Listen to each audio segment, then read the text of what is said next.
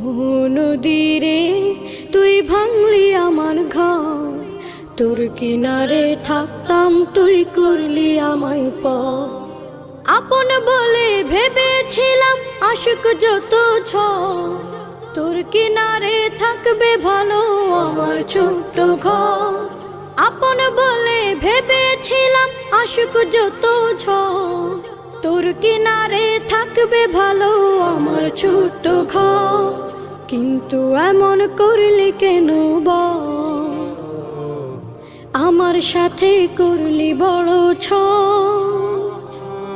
কিন্তু এমন করলি কেন বল, আমার সাথে করলি বড় ছল।